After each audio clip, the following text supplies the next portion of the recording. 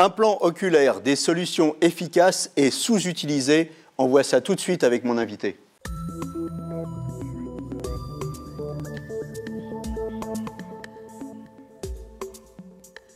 Alors avec moi sur le plateau de Capital Santé, le docteur Assouline, vous êtes un des pionniers français de la chirurgie de la myopie et des implants multifocaux. Vous avez reçu le prix de l'Académie Asie-Pacifique en février à Hong Kong. Félicitations.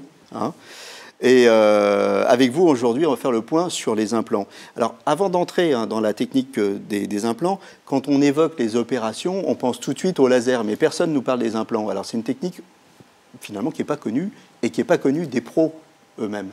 Alors, comme beaucoup de choses à propos de l'œil, il y a une certaine transparence qui fait que les gens ne connaissent pas les choses, tout simplement parce que c'est un peu technique et abstrait.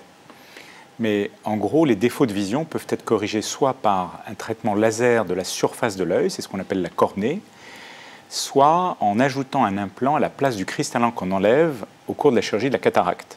Ça, c'est la technique, mais alors pourquoi ils ne savent pas ça la chirurgie de la cataracte est très fréquente, c'est 800 000 cas par an en France, et on met toujours un implant.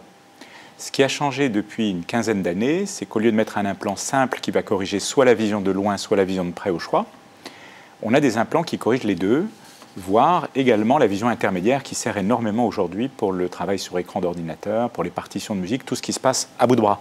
Donc des implants sophistiqués. Alors pour mieux comprendre, on va voir tout de suite une petite vidéo sur l'accommodation, pour comprendre comment tout ça fonctionne. Et vous allez nous commenter tout ça. Alors l'œil fonctionne un peu comme un appareil photo, une caméra. On a besoin de faire la mise au point. Donc un objet qui est vu à l'infini, en principe on le voit au repos. Mais si on doit avoir un objet qui se rapproche, et plus c'est proche, plus c'est difficile, on doit accommoder, c'est-à-dire faire changer la forme du cristallin, qui est la lentille qu'on voit à l'intérieur de l'œil, derrière le diaphragme qui s'appelle l'iris. Et cette lentille augmente sa puissance avec un phénomène qu'on appelle l'accommodation. Alors le problème, c'est qu'à partir de 40 ans, le cristallin durcit et les muscles qui actionnent cette lentille ne sont plus aussi efficaces et donc on ne peut plus accommoder. On appelle ça la presbytie, les gens connaissent bien ça, c'est le syndrome des bras qui rallongent. Voilà. Pour pouvoir lire, on est obligé d'éloigner l'objet, ou le livre, ou le journal, parce qu'on n'arrive plus à accommoder suffisamment pour faire la mise au point. Donc en fait, ce que vous nous dites, c'est qu'il y a trois visions, globalement. Il y a la vision de près, donc c'est celle qu'on perd quand on devient presbyte et on rallonge comme ça pour arriver à lire. Il y a la vision intermédiaire. Intermédiire, c'est sur l'ordinateur, c'est 80 cm, c'est pour travailler. C'est 60 à 80 cm, c'est la distance de travail la plus fréquente maintenant à cause des interfaces informatiques. Voilà. Que vous soyez sur smartphone ou sur écran, c'est toujours entre 65 et 80 cm. Et donc, il y a la vision de loin. Donc ça, c'est pour la conduite, la télévision, voilà, la vision à distance. Donc, ce cristallin là, que vous nous avez montré, cette lentille, elle se déforme. Et comme elle se déforme, on va faire le point en fait, sur l'image en fonction qu'elle est plus ou moins près ou loin. Et il y a un moment, elle ne se déforme plus. Donc, elle durcit. Donc, on devient presbyte. Et la cataracte, qu'est-ce que c'est alors? Alors, la cataracte, c'est la prolongation de ce problème. Le cristallin vieillit. Au début, il durcit. Et après, il perd également sa transparence. Donc, il perd sa transparence de façon très progressive. On compare ça à un pare-brise ou à une vitre qui devient sale.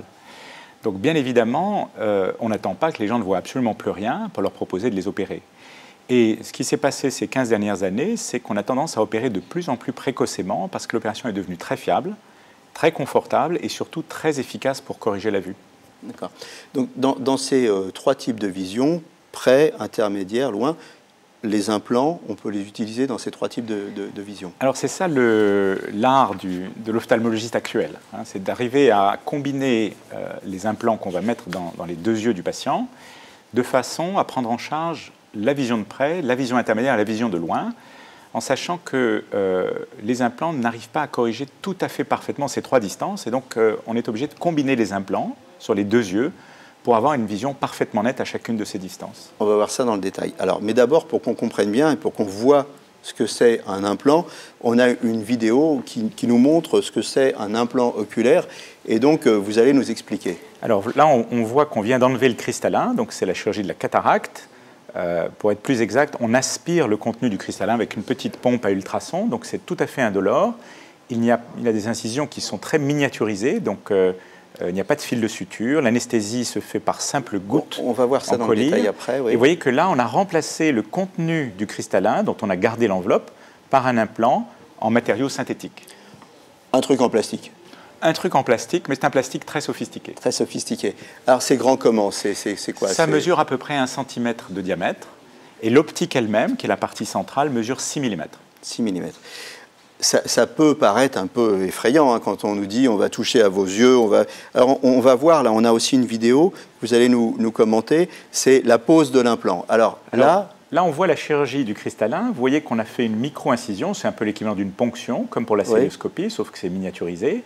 Et avec cette petite sonde à ultrasons, on a liquéfié le contenu du cristallin, qui est quand même assez dur, et on l'a aspiré. Une fois que le sac qui contient le cristallin, qu'on appelle l'enveloppe, est vide, eh bien, on peut injecter l'implant, qui est plié dans une cartouche, et on injecte donc cet implant par un goulot très étroit, qui est celui de l'incision. L'implant se déploie dans l'œil, comme un bateau dans une bouteille, et on le met en place dans le sac cristallinien qu'on a vidé de son contenu. Ça fait mal, ça? C'est totalement indolore parce qu'il n'y a pas d'innervation à l'intérieur de l'œil lui-même. L'innervation est en surface, et donc on peut l'anesthésier avec un simple collier. Donc il n'y a pas d'anesthésie générale, on est conscient de ce qui se passe. On peut discuter avec son chirurgien, plaisanter avec l'infirmière, et l'opération se passe en général vraiment très très bien. Combien de temps ça dure? L'opération dure en moyenne une dizaine de minutes. D'accord. Donc on est complètement en ambulatoire, on arrive à 14h et à 17h on est reparti, c'est ça? On part même souvent un peu plus vite maintenant. Disons, porte à porte, entre l'entrée et la sortie du patient, il se passe en général une bonne heure dans les centres les plus performants, parfois 2 heures quand on prend un peu son temps. D'accord. Donc là, on a vu comment ça fonctionnait, le cristallin, on a vu un implant, à quoi ça ressemblait, on a vu comment on faisait une opération, donc globalement on vous aspire, en gros, oui, bon, c'est un peu plus compliqué, je ne le ferai pas, vous inquiétez pas. Globalement on aspire et puis on remet l'implant à la place. Alors, les implants maintenant. Il y a les monofocaux, les bifocaux, les multifocaux. Alors, je suppose que les monofocaux, c'est les plus simples. Alors, c'est un peu technique, mais les gens connaissent déjà très bien les verres de lunettes. Donc, les gens savent qu'on a des verres simples, des verres qui corrigent l'astigmatisme et des verres qui corrigent la presbytie, qu'on appelle des verres progressifs. Donc, pour les implants, c'est un petit peu la même chose, mais il y a une différence subtile, importante, c'est que dans un verre progressif, c'est la direction du regard qui va choisir la zone de correction. Oui. Quand on veut voir de loin, on regarde en haut du verre, quand on veut voir de près, on regarde en bas. Dans un implant, comme celui-ci est à l'intérieur de votre œil, ce n'est pas la direction du regard qui va changer les choses. Et donc, on a développé des optiques vraiment très sophistiquées. On ne va pas rentrer dans les détails physiques des concepts, mais ce sont des optiques qu'on appelle multifocales, qui séparent la lumière sur un ou plusieurs foyers. Donc, on peut diviser la lumière qui rentre à l'intérieur de l'œil en 2 contingents, un pour la vision de près, l'autre pour la vision de loin, et même maintenant en 3 contingents pour cette fameuse vision intermédiaire à 60-80 cm qui sert pour la vision sur écran. Alors, si j'ai bien compris, l'implant monofocal, lui, il fait qu'un truc. Par exemple, il fait qu'une seule distance. Voilà, je ne vois pas de loin, poum, implant monofocal. Et lunettes pour voir de près. Et lunettes pour voir de près. Donc ça, c'est le standard. Voilà. Le bifocal, c'est celui qui remplace les lunettes de presbyte qu'on connaît tous, les doubles foyers, ce qu'on appelle les doubles foyers, c'est ça? C'est une très bonne comparaison. Le bifocal, c'est le début des implants multifocaux il y a une trentaine d'années, très précisément 1989.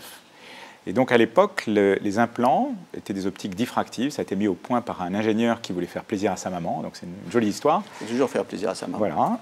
Et il a réussi à concevoir un implant qui divisait la lumière.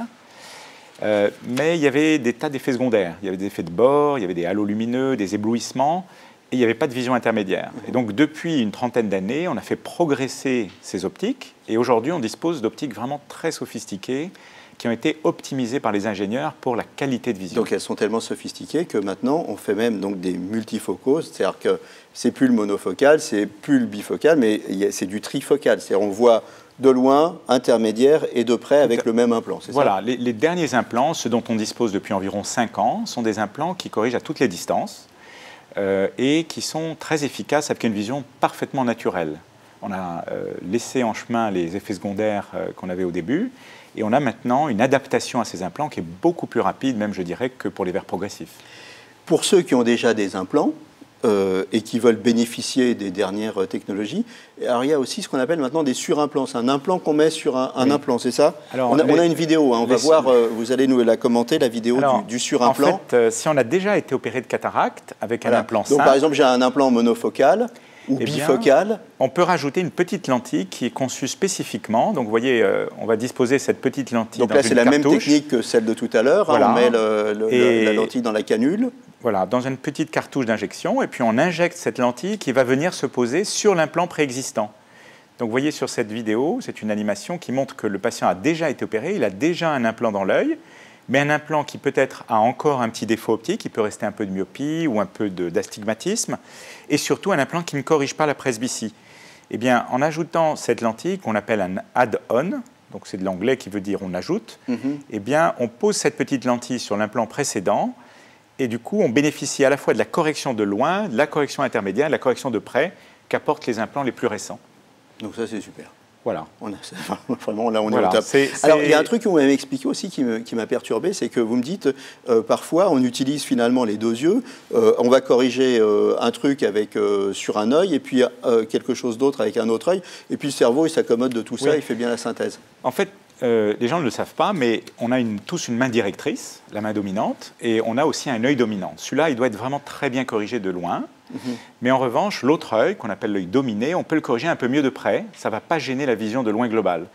Donc, c'est ce qu'on fait comme petite astuce pour optimiser la vision à toutes les distances. Très vite, parce que le temps passe. Alors, il y a des implants nouveaux maintenant pour les gens qui souffrent de DMLA. On va voir une photo, vous allez nous l'expliquer. Alors, l'implant pour la DMLA, il ressemble à l'implant additif qu'on a vu tout à l'heure, mais il comporte une petite pastille centrale qu'on voit très bien sur ce schéma, qui est une loupe. Donc en fait, les gens qui ont cette dégénérescence maculaire ont de grandes difficultés pour lire. Ils sont obligés d'utiliser une loupe pour déchiffrer leur téléphone ou un chèque ou un message. Là, cette loupe, c'est la loupe qu'ils utilisent. Et en fait, on peut incorporer maintenant cette loupe dans un petit implant qu'on leur met à l'intérieur de l'œil. Pour les myopes, il y a aussi ce qu'on appelle les implants FAC. On voit une vidéo très très vite là. Alors, pour les forts myopes, il faut savoir que le laser qu'on utilise chez la majorité des gens n'est pas efficace. À partir d'un degré de myopie de l'ordre de 8 dioptries, les implants qu'on voit sur cette animation sont plus efficaces en termes de performance, c'est-à-dire de stabilité, de précision et surtout de confort visuel. Et donc les forts myopes peuvent être opérés, mais pas par le laser. Alors on ne parle pas ici des gens qui ont besoin de se faire opérer de la cataracte, on parle des gens jeunes. Eh bien ces gens qui sont des candidats au laser pour les petites myopies sont d'excellents candidats pour ce type d'implant pour les fortes myopies. En 30 secondes, c'est cher? Alors les implants ne sont pas tellement plus chers que les verres de lunettes.